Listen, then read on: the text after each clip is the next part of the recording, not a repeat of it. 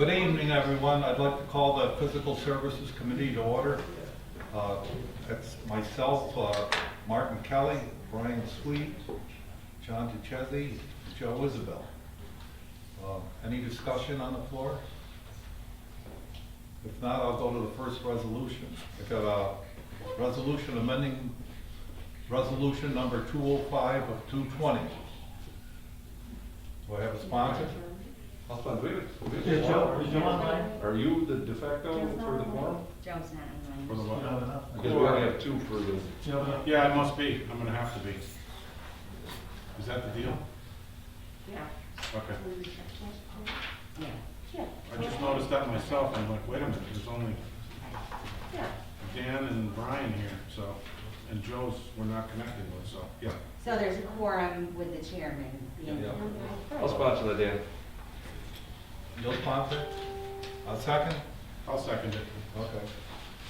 So we'll move it. All those in favor? Aye. Opposed? Abstain? We'll move it to the full board. Next resolution, resolution approving road use and crossing agreement between the County of Montgomery and Mohawk Solar. Do I have a sponsor for that? I'll sponsor. Who is it? Patel. Legislator Patel? I'll second it. Thank you. Any discussion on that? Yeah, can someone give us more background into that, what it is? Matt, you know about there? One second. Yeah, what road is that where they cross the solar place? Was that wrong? I actually can give you a little information. Go ahead. Yeah, sure. So the Mohawk Solar project is in the town of Canongeary in the town of Minden. Each of our municipalities had to pass a road use agreement for the town roads. This is for the county roads. So in other words, when they're traveling over county roads, if they do any damage, this is to protect us on the county end. And then the Commissioner of Public Works would be the one that would be approving who would be doing the repairs to the roads. Multiple roads. So, Multiple roads, correct, how legislator. how do we have a basis for the condition of the roads or things like that? I mean, sure, we go by and we say your 100-ton crane came in and ripped up the shoulder. Is it just a gentleman's agreement that, you know, you did it? I guess that's a legal question. What's the significance of that? I mean, the agreement says that if the roads are damaged by the actions of the solar company, that they would have to repair them. Excluding normal wear and tear. The commissioner would be the one who would make that initial determination. I imagine it could potentially turn into a legal battle over who did what, but for the most part, it'd be pretty apparent if a giant truck carting a solar panel put a giant hole in it. Because I've had that problem in Niagara Mohawk before, and then they say, well, no, it wasn't. We checked our records and it wasn't us. Does it also cover your subcontractors? Yeah, yeah. That's all I need. I mean, I know on the town level, the town highway superintendent did a review of the town roads with the Mohawk Solar Good. officials. Thank you. Any other discussion on that? Okay, all those in favor of moving it to the full board? Aye. Opposed? Abstain? Anything under other? Motion to adjourn? Legislator Sweet? Legislator Patrick? Do we have Legislator Isabel on the line yet, or not? He is not on the line. All right, well then, are we good to go? I'll have to run that part of it. Yes. All right, well then I'll call the Public Safety Committee meeting to order on behalf of Legislator Isabel at what do you have? 6:05. 6:05 p.m. And remind that our members are Legislator Isabel, Legislator Sweet, Legislator Diamond, Legislator Headwell, Legislator Wilson. Is there any items for discussion? Well, you know what, sure. How about, we have, our new DA here with us, Lorraine Diamond, who does have a resolution before us this evening for consideration. Also wants to give us some background on some potential resolutions that she's looking to tender through us perhaps next month, to give us some, time to think about them and open the floor to questions on them as well. And Mr. Attorney Diamond, we welcome you here this evening, Thank you. and the floor is yours. Thank you. So as you've heard, there's one resolution I think pending tonight that is, essentially I came in as a new district attorney. There were some monies last year used out of our forfeiture line for computers and other things. The forfeiture line is very important to the county. It gives us an opportunity to give money to local law enforcement agencies to do things like controlled buys. It's certainly not a line item that I would have wanted to wipe out, and so going forward, obviously, I'll be ahead of that game and paying attention to that line item so that we don't use money out of there that may well have naturally come out of another budget perhaps. But at this juncture, we're sort of playing the hand we're dealt. So I'd like to be able to get that money back into my budget so that I can use it where we really need it. I also put down a couple of add-ons for tonight. I don't know if you have copies of those. Clearly not something I'm asking you to make decisions on tonight. I want you to get a comfort zone. I wanted to introduce myself. I wanted you to know that I hit the ground running on January 1st. DA Diamond, Yes. I just want to let you know, we did not pass them out because Okay. they weren't official yet, and so, Okay. so feel free to, give us the background on Okay, the details. so again, I've hit the ground running. The first thing I did in the office, just very quickly, I don't want to lose anybody, but I want you to know why I need your help in getting my mission accomplished. We restructured a couple of positions so that the workflow is more practical and that we can achieve what I find to be very important, and that is that we're taking a good hard look at all of our cases, but most importantly, our felonies. I now have our investigator, took some admin work away from him. His eyes are first on the case. He's our law enforcement professional, formerly St. Johnsville Chief of Police. So his eyes are on the case, then it comes to me, and then it goes out to the ADAs. I will tell you by way of a small success story, we had a judge whose head spun because he couldn't believe we had an SCI plea, meaning we had resolved the case that the arrest was made in January of this year. So we're moving ahead, and we're moving ahead quickly. We do have a backlog. Bail reform hit. You'll see if you look around at our neighboring counties, most of the counties increased their their workforce to accommodate these changes in bail reform. And I don't have to tell you because you're living it, you're seeing it on television, in newspapers. It's increased our workload tremendously. Okay, but we're going to get up to speed on that, and we're going to accomplish the goals that we're set out for. One of the add-on positions that I requested was a microcomputer technician. Those of you who saw the first draft, Nobody's seen it. nobody's seen it. Okay, so the first draft, I'll give you the bad news, and then it turns into good news.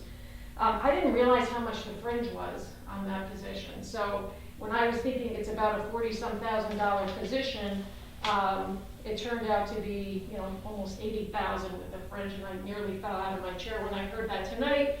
And Nicole Yeager was nice enough to make some revisions for me and change that down to a $28,000 position with maybe a $5,000 or $7,000 fringe.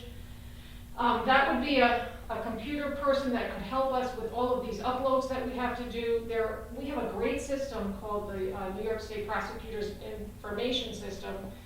And it really needs, I'm trying to do training with them so that I can utilize it better and faster for our staff.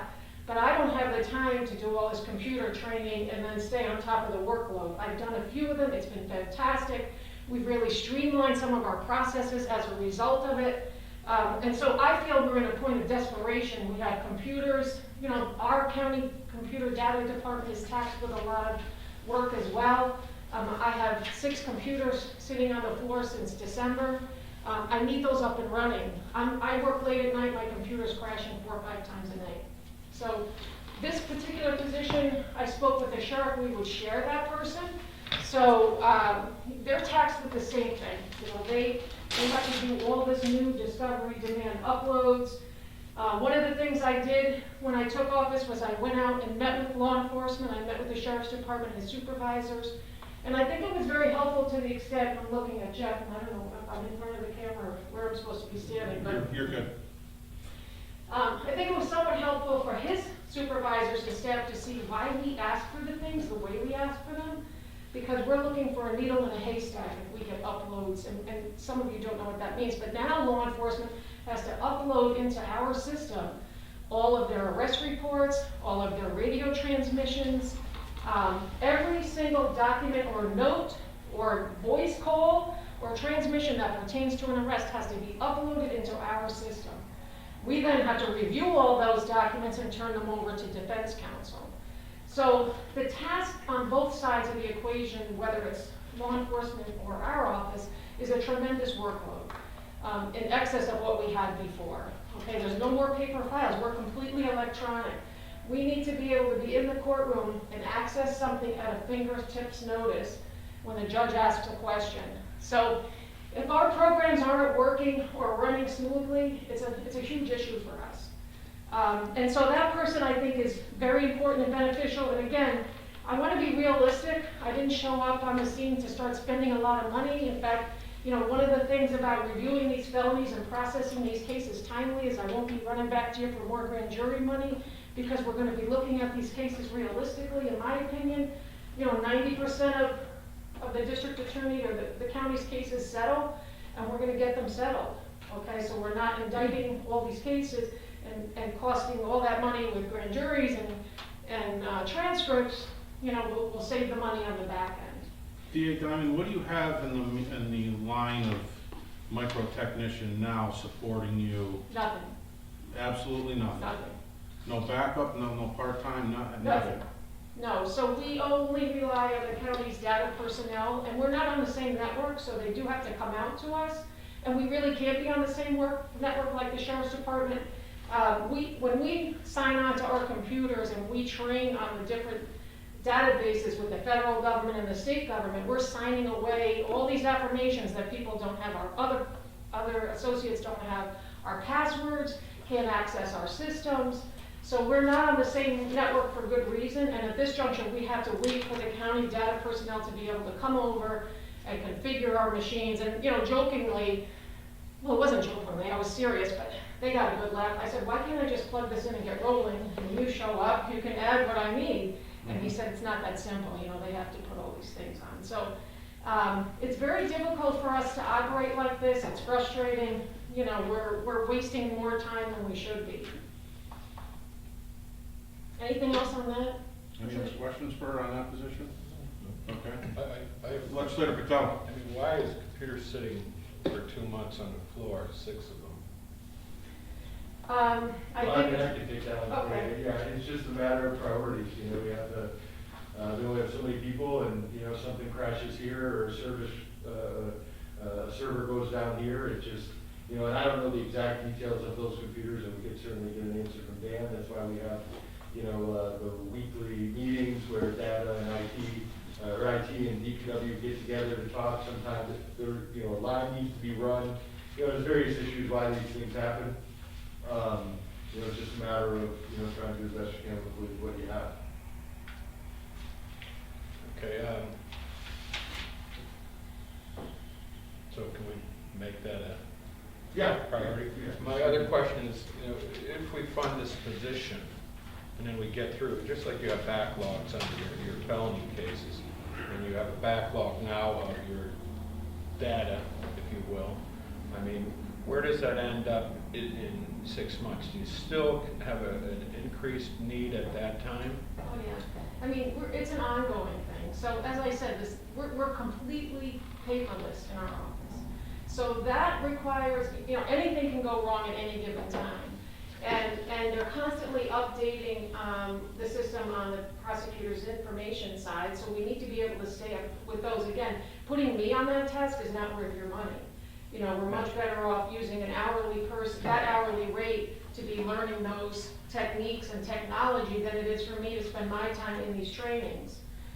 The other thing is, down the road, again, as we're in the courtroom's technology is changing.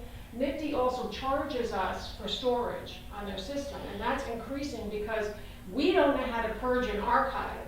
So unless I can get someone over to purge and archive, these numbers are just gonna be astronomical as they go on. So again, I have an ADA that's very technologically savvy, but that's not worth your money either, to have him sitting on a computer. I guess my question, Matt, would be more towards you, and maybe Jeff is gonna answer it. No, he's got his own question, I think, legislator Bertel, but go ahead, finish up.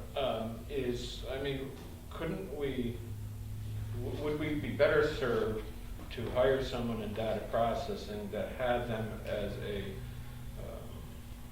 that their main function was for the district attorney's office? Well, I think what's going on here is, you know, Jeff and Lorraine put their minds together on what is something that would fit their needs, and even have talked creatively about potentially, you know, funding it, maybe even using a little bit of funding from Jeff's budget to do that.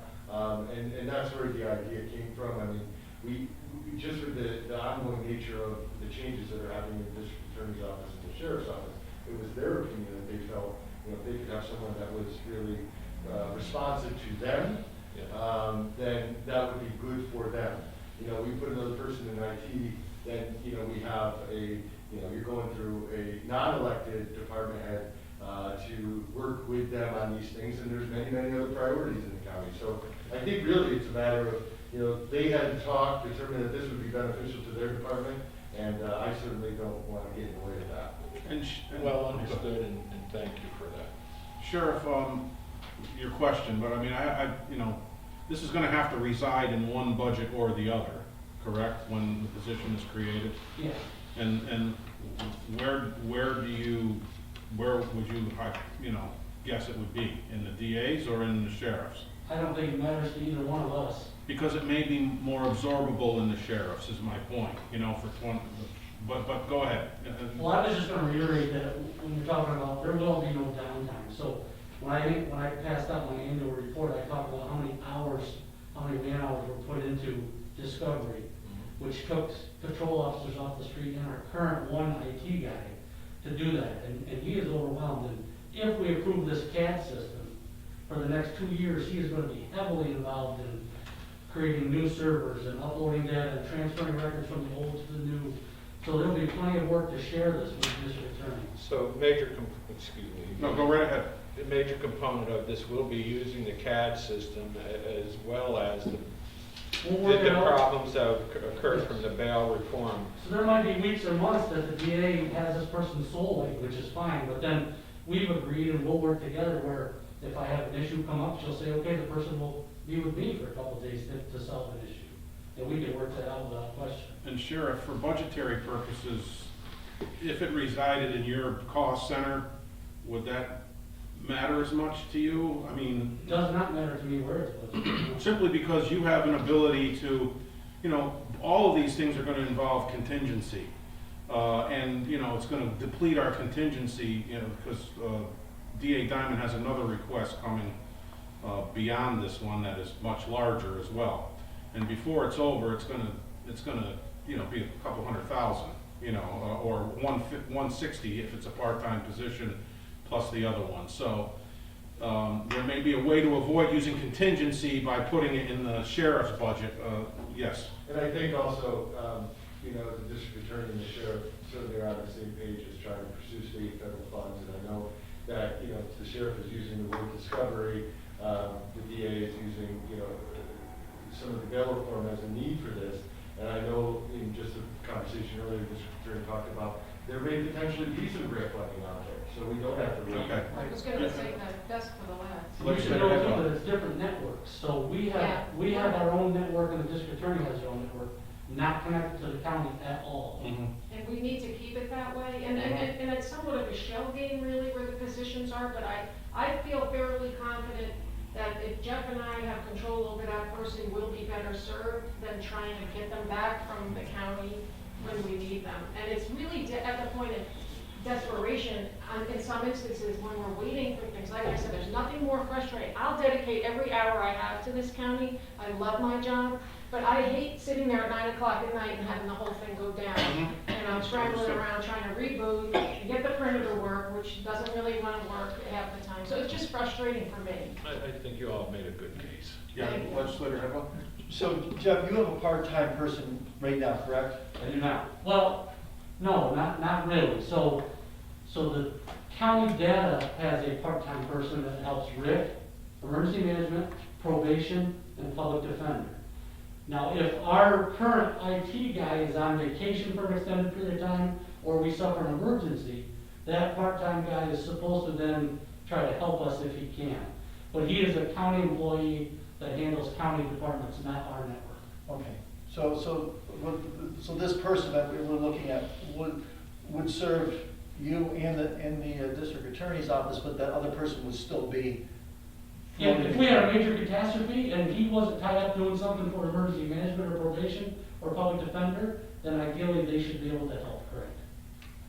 All right, just so to conclude this one discussion, I would think, next month, if you can come to us with a resolution that it's more absorbed in the sheriff's budget than in the DA's budget, that would be ideal rather than use contingency. If Can at you all clarify possible. the word absorb, Chairman? I just want to know what that is. Well, paid for. It has something to do with that dollar figure you told me you had in prisoners this month. There's some room there, I think. More room there than the DA's budget. Well, let me just say this, maybe I'll jump ahead. So I Okay. did get in my email, this helps us at least for this year. There's a one-time grant that's being afforded, that's being given to this county, actually. We just have to submit the paperwork to justify the expenditures we had. It's retroactive. So it's the result of the additional costs associated to the district attorney's office primarily, but also to law enforcement and probation insofar as they have a community service person in their office. And so Lucille and Jeff and I can certainly sit down and discuss this budget. It's $206,781. Beautiful. And so my feeling is we'll be able to, in the coming months, absorb the cost that I'm asking you, the expenses that I'm Okay. asking you for anyway.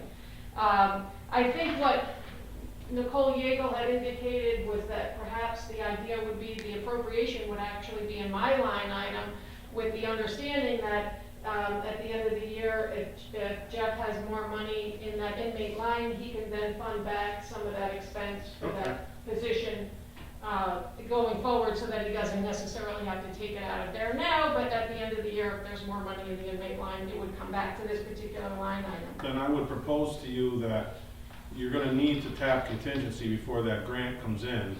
And I would propose to you that, when the grant comes in, whatever you've tapped out of contingency up to that point, it gets replenished with some of that grant. Absolutely, Okay, yeah, Reimbursed. yes, absolutely. all right, and. So that's the good news. I wanted to give you all the bad news and then the good part, but we got that Well, out of order cut because to we the were chase shooting here. the sheriff down for his budget.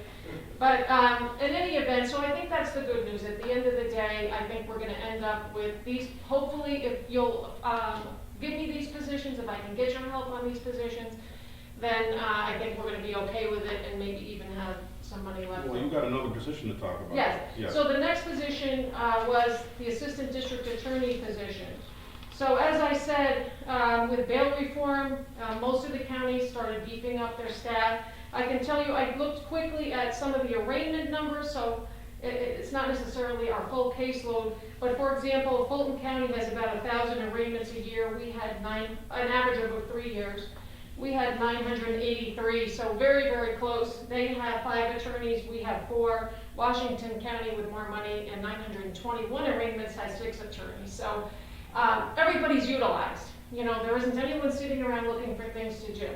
I can tell you that my staff is very motivated. I am so excited to be their leader for the next 4 years. They're a great bunch of people. And we've just hit the ground running, and I couldn't expect anything more from them. They've really stepped up to the plate. But I also don't want to overwork them. You know, I've had enough HR training to know we don't want burnout and lose them to state jobs or some other jobs that pay more money. So we have to be mindful of, you know, giving them the pay they deserve for the work that they give out. And in any event, you know, the public defender, there's a lot of grant money for indigent legal services, right? And they saw a need, there's a ton of money there. There's not as much money for prosecutors. We have this grant, which is fantastic. There's a new one, Women in Violence, that came out. I'm going to be applying for that. There's a Victims Advocate grant that every other county has that we don't have. I'll be applying for that. And there's a couple of others that I've heard are in the works. So we'll be mindful of this. We'll be proactive about finding these grants, pursuing them, and applying for them. Unfortunately, I'm starting with the hand I was dealt, and all we can do is move forward and reach out for those grants. The Public Defender's Office needed the attorneys they have. They have 11 attorneys. We have 4 attorneys. We have a collegiate relationship. I'm not expecting them to start beating us over the head, but if they ever decided to start doing that, we couldn't possibly keep up. You know, and prosecuting crime in this county is important for the safety of each and every one of us in the room, our families, our constituents. Having one, do I need one person? No, I need 3 people. But I'm here asking you for 1 person because I'm practical enough to know that I'm not getting 3 people. So again, I think with that particular position, with the fringe, it was, I'll tell you this, I also asked Nicole Yeagle to look at 2 part-time positions to see what the difference was. It was actually the same dollar when it came out. I have a lot more control over 1 full-time person that's in the building every day, who I can direct, than I do part-time people running private practices who, you know, have other things to do, and I'm you know, clinging on them to show up when I need them. I'd much rather have the control over the person and be able to facilitate the position and get the work done than to be, you know, chasing somebody around. It's not an efficient use of my time or your money. So this, I think, is this tiniest little thing, but it's about $124,232 with, can you see that any better than I can? I have to get my LASIK someday. Again, we're doing more with less. And what we're trying to do here is to sort of get up to par with our neighboring county, Fulton County. I think we're all still going to be jumping through the hoop, but I don't have a problem being a hamster in a wheel. I'll do it.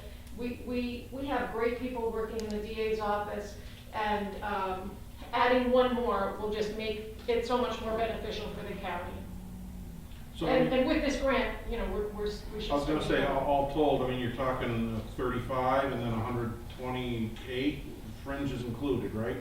Yes, On the DA position, Correct. assistant DA position. that was the total. And your grant is 206. Correct. So there's some fluff there too. There's some fluff there, you know, we want to share this with the law enforcement members and probation as directed in here. That would give us the ability to do that, you know, meet with those department heads and decide how, you know, what the best fit is. The grant submission requires my signature and the county executive signature, so I'm sure he'll be overseeing however that works out best for the county. Brian, anybody, any other questions? All right, well, listen, thank you for your thorough presentation, DA Diamond. And, I mean, you know, if we can fashion these resolutions in such a way where, yes, it's gonna come out of contingency, but there's a whereas line in there that they're gonna run over your desk, correct, or no? For the new resolution? For the 2 new resolutions. I think Nicole. Nicole? Yeah. You know, where it also mentions that once the grant's received, we may be able to reimburse our contingency as well. We need you to hit the ground running to do a good job. Thank you. And again, I'm coming in, making some assessments. I might have, you know, as we get into this, a couple more things, but I don't think anything alarming. These were certainly my big For March, drop in your yeah. lap items that I'm hoping you'll give your careful consideration to. And I appreciate your time and your consideration. I welcome any one of you to reach out to me if you ever have anything you want to talk to me about with regard to the DA's office or your communities. We have been collaborating, as I said, we met with the Sheriff's Department, we've met up county with St. Johnsville, Canajahari, and Fort Plain. We met with New York State Police Major Crimes Unit, we met with probation, we're meeting with domestic violence, and SP Fonda, State Police Fonda. So we're happy to do whatever training or even just informational sessions that you feel you might need or want, and just reach out to me. No, I Executive just, Officer. I'd just like to reiterate a lot of what was said today. We had a nice meeting in her office, and you can tell that she's really hit the ground running, and there's a lot of enthusiasm there. And, you know, I think with some of these resolutions, we just need to work through some of the logistics of it. And, you know, she's caught right on to, you know, our mission of always trying to pull in those state and federal dollars to offset our local costs. And, you know, I think, you know, we should be able to continue working through it and get something, you know, even done by the end of next, a week from now. So we'll take a Well, look that's at what we it. were just gonna, I mean, Take a look at it, and, you know, she can shore up some of the information with the grant, and we can get the resolutions to a place where they want to be. You might even be able to consider them for next week. if we can get them done thoroughly, yes, we can consider them as add-ons. Yeah, I think, I want to thank too, Nicole, I think is listening tonight, and I just want to thank her, you know, for all her help on this. It's certainly, I haven't done resolutions in a long, Sure. long time. And the last time I handled the budget, I was a young United States Marine. I won't tell you how old I am. So she's been very helpful in getting through this process. I know she submitted some, and made that revision for the part-time person for me. And whatever you can do to help me out in getting this accomplished, I'd appreciate it. Okay, thank you. All right. Thank you, DA Diamond. Any other questions or discussion there? All right, hearing none, we'll move on to the resolutions. Our first resolution is a resolution amending the 2021 operating budget for the district attorney. Sponsor from Legislator Wilson. A second from Legislator Sweet. Any discussion on this? Hearing none, all in favor? Aye. Opposed? Abstentions? Thank you. Our next resolution is a resolution authorizing the county executive to sign and execute a contract agreement extension with RS Telecom Microwave Maintenance for the Emergency Management Department. Do I have a sponsor? Legislator Patel, I'll second it. Legislator Sweet. Any discussion on this one? Hearing none, all in favor? Aye. Opposed? Abstentions? Okay, thank you. We'll carry that to the full board next week. Our next resolution, a resolution amending the 2021 operating budget for equipment for the sheriff's budget. I'll sponsor. Legislator Wilson, I'll second it. Legislator Headwell. Any discussion on this one? Hearing none, all in favor? Aye. Opposed? Abstentions? Thank you. And our next resolution is a resolution that Sheriff Smith discussed with us in great detail last month. A resolution authorizing the chairman to sign agreement and amend the 2021 operating budget, the CAD software system. Sponsor. Legislator Patel, Legislator Sweet with a second. Any discussion on this? Hearing none, all in favor? Aye. Opposed? Abstentions, thank you. And our final resolution, a resolution authorizing the county executive to certify the Montgomery County Sheriff's Office Police Reform and Reinvention Collaborative Report /Plan. Do we have a sponsor? Legislator Wilson? I'll second that one. Any discussion There'll be a public hearing next Tuesday for this. for this one? Okay, at 6:55. Do we have one of them next week? That's okay. 6:55, yes. Okay. No further discussion, all in favor? Aye. Opposed? Abstentions? All right, thank you, that concludes the public safety report.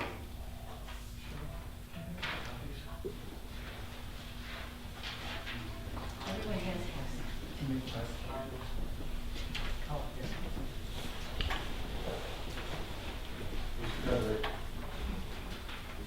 Good evening, gentlemen.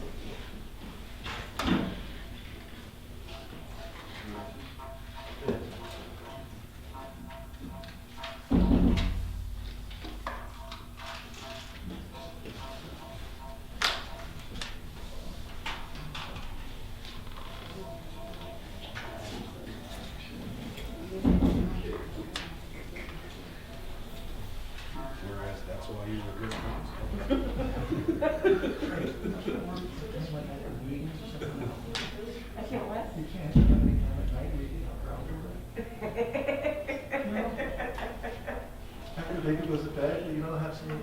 office here? Might be a slight conflict.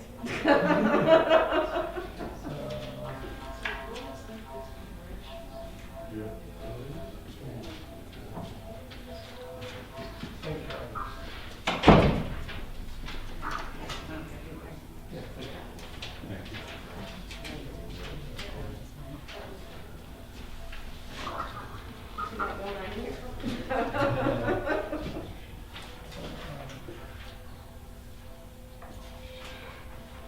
What's that noise? We gotta let Roy know. It's a high toy, no, it's Roy. What is that? No, Cheryl, Okay, I'd like to call the Budget and Finance Committee meeting to order. It is 6:36. Under discussion, is there any committee members have anything that they would like to talk about? Hearing none, I'm going to go over this first because it's not on the agenda. I got this from Sean. This is kind of a snapshot from 2016 up into the current, showing the sales tax that we get each month for those years. And what I did is for the 2018, I added the month of February's up, and you can see from 2018, 19, 20, and 21, how much we get each month. I mean, we've been looking at this on the dashboard, you know, as an average of 12 months and kind of give us a direction of where we're going. But I think this way, each month, we're going to be able to kind of see if we have a month that's really sticking out really low. And if you go back to some of the months, you'll be able to see where the, you know, if you look at May 2020 and 2019, 1,942,000, and then we had 1,409,000. You can see we took a big dip there. We did make up some, but we still have a great negative 8%. So it kind of gives you an idea of where we're going and coming with this. So I think it's going to be a good tool to be able to kind of help us see what kind of direction we're going with the sales tax. Down the bottom, I did make some notes on it when I was talking to Sean today, that how the money is divvied up. He gets a report, and it tells what the 3% is, how much the 3% of the sales tax was, and what the 1% is.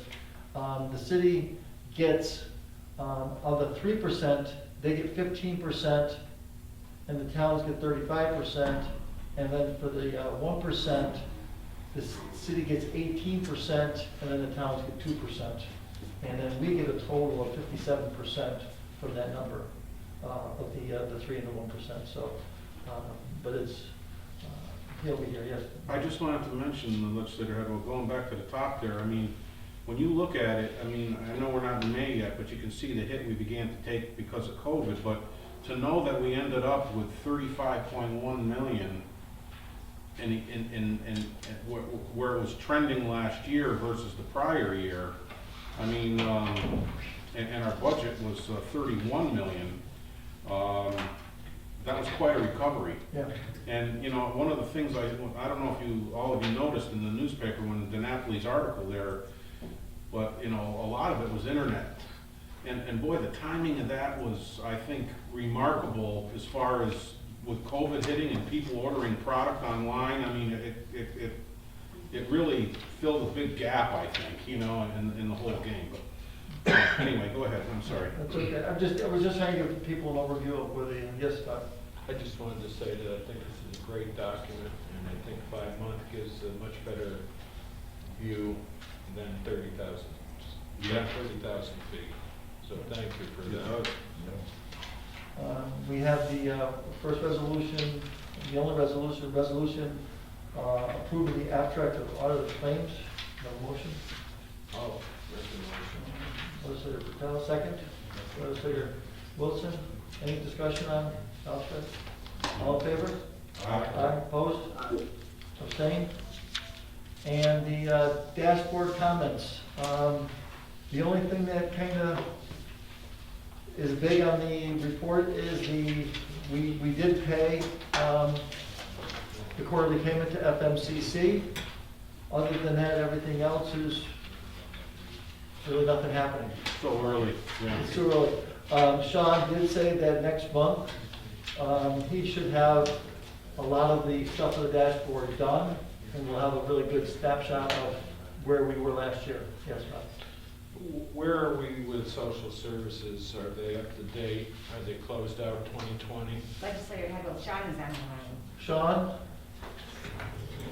He told me he was gonna Yes, investigate that. I have received most all the journal entries for December from social services, so, we're just finalizing the final details now. So it's not closed out, but we got the information. Yeah. Did you hear Legislator Patel, Sean? What was that again? So you received the information, but we haven't closed it out totally. That's correct. I really won't close out until probably about the middle of March. Thank you. Legislator, I have one other thing I just want to mention to everyone.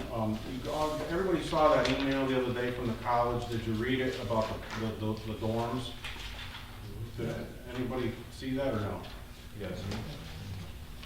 I called Greg Truckenmiller because I was interested to know, what did you sell them for, and how much of a hit, and who bought them? Well, the whole USDA loan was over 11 million bucks, and I was on the board at the time that it was built, the new phase. The loan included buying the 2 existing buildings, and then construction loan for the 2 new ones.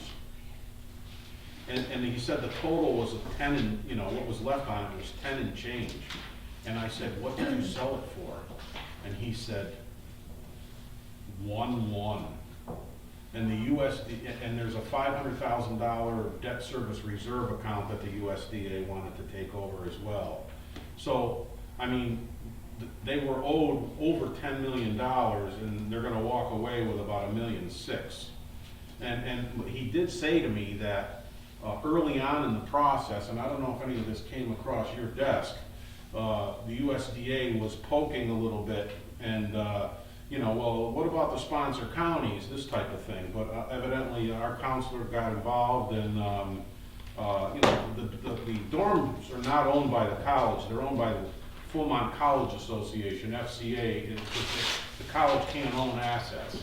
Right. So, that whole setup was what really ended up, absolving us of any financial responsibility in that, and Fulton County. But, I mean, that was some big hit.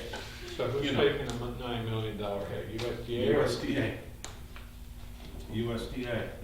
And are the buildings like a condo where it's just deeded for the foundation?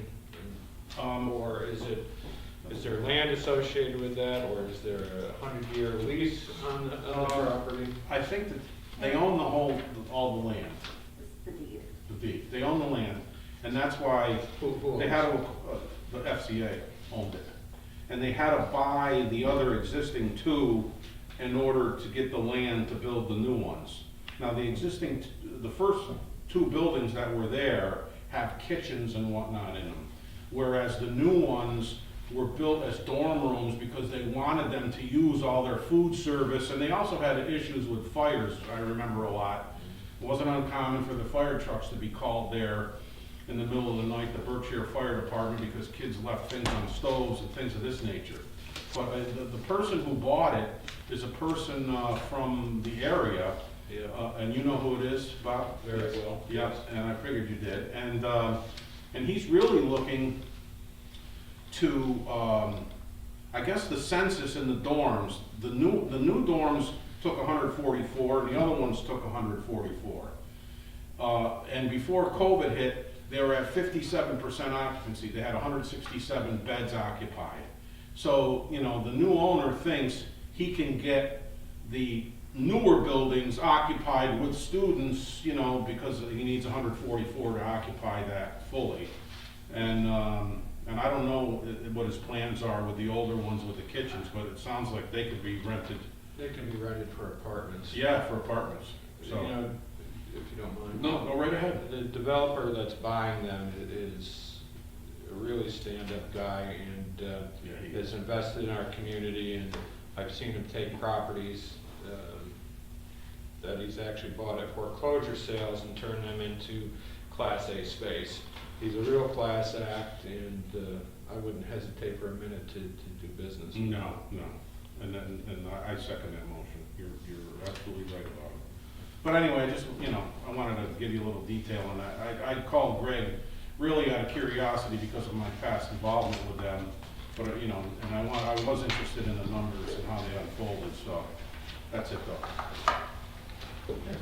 Just a quick thing, a quick update for the Finance Committee. I had a nice talk with Congressman Delgado as well as staff from Congressman Tonko's office.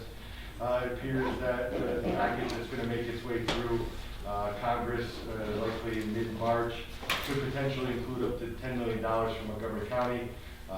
You know, given, you know, sales tax and some of the things we talked about tonight, you know, that process of claiming that funds and those funds and, you know, really, you know, I've already directed the department heads to look at their COVID costs so we can try to really, you know, pull in as much of that allotment as possible. Some of the details are still a little unclear as to what that process is going to be, but things like the project on Upper Road where rebar went up and we had to eat another $60,000 or $70,000, you know, potentially, you know, any costs associated with the DPW facility that are higher than what they would have been, and in addition to, you know, straightforward pandemic costs across the organization. So just wanted to let you know that that's out there. It could be something else that could really be a boost for us, as well as, you know, the fact that we've had the department head start working on that effort so we can be prepared, you know, should we get some good news as far as relief from the federal government. So Matt, that's reimbursable.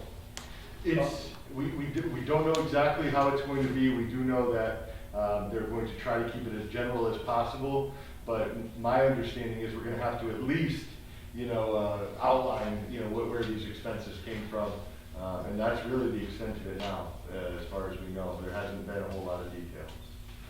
You know, my understanding also is that that's Montgomery County Correct. municipality only, that's not the other municipalities within that. So you may find, you know, when we talk about the city of Amsterdam and their loan, that this may be a windfall for us if they you know, clear up their books and have a windfall themselves. It may put us in a good opportunity with our Absolutely. funds also. Do you, Legislator Patel, do you have a read on the number that might be coming the city's way as Matthew has here? I don't think that anybody does at this But point. I mean, he was able to, Yeah, I'm not sure Ballpark. if they were able to reach out with a specific number for Oh, okay. Amsterdam. I know the congressman did put out a press release, I'll have to check that. okay, just My curious. guess would be, probably be half that, but, again, I don't Yeah, okay. know for Good. sure. But Oh, good. it's certainly welcome relief. I mean, I remember when we were Sure. sitting around on one of the first Zoom calls, you know, going back and forth about the 20% cuts and what that would be like, and boy, we're a long way from that. So, Yeah. it's quite a relief. All right, great news. Any other discussion points? Legislator Patel. Motion to adjourn. Motion to adjourn, second. Legislator has, we're done. Hey.